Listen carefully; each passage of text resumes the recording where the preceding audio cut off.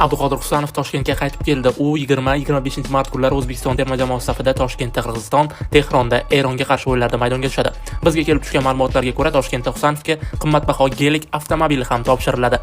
Assalomu alaykum. Bugun futbolning bugungi videosi Abduqodirning yangi avtomobili va uning terma safidagi bo'lajak o'yinlardagi ishtiroki haqida bo'ladi. Bugungi videoda Husanov Cityga qo'shilganda boshdan kechirgan qiyinchiliklar va uning klubdagi muvaffaqiyat haqida bo'ladi. Bizga ma'lum bo'lishicha, Abduqodir Husanov uchun $350,000 ga qimmatbaho Gelandewagen avtomobili xarid qilingan. Ma'lumki, Husanov Angliyada BMW avtomobilini haydab yuradi. Tasavvur qilyapsizmi? 21 yoshli bolani shaxsiy Gelandewagen va BMW'si bor va ularning narxi $500 million dan oshadi. Gelandewagen Husanovning to'yi effektida kelin tomonga mahr uchun xarid qilingan degan hazilomuz taxminlar ham yo'q emas.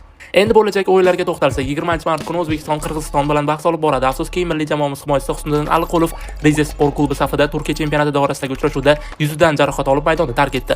Klub tomonidan o'tkazilgan tibbiy tekshiruvlar natijasida Aliqulovning burun va yonoq qismida suyak sinish holati aniqlanib, futbolchiga jarrohlik amaliyoti qo'llandi. Ushbu vaziyatdan kelib chiqqan holda tibbiy shtab tavsiyasi bilan Husniddin Aliqulov terma jamoamiz yig'inida qatnasha olmaydigan bo'ldi. Timur Kapaldi boshchiligidagi murabbiylar tomonidan milliy terma jamoa safiga Nasaf klubi himoyachisi G'olib G'aybullayev jalb etildi. Shuningdek, Xalqaro futbol federatsiyasi FIFA ham Husanovni e'tirof etdi. 2025-yilda O'zbekiston xalqaro e'tirofga sazovor bo'ldi. Abduqodir Husanov mamlakat tarixida ilk bor Angliya Premyer Ligasida o'ynagan futbolchiga aylandi deb yozdi FIFA sahifasi.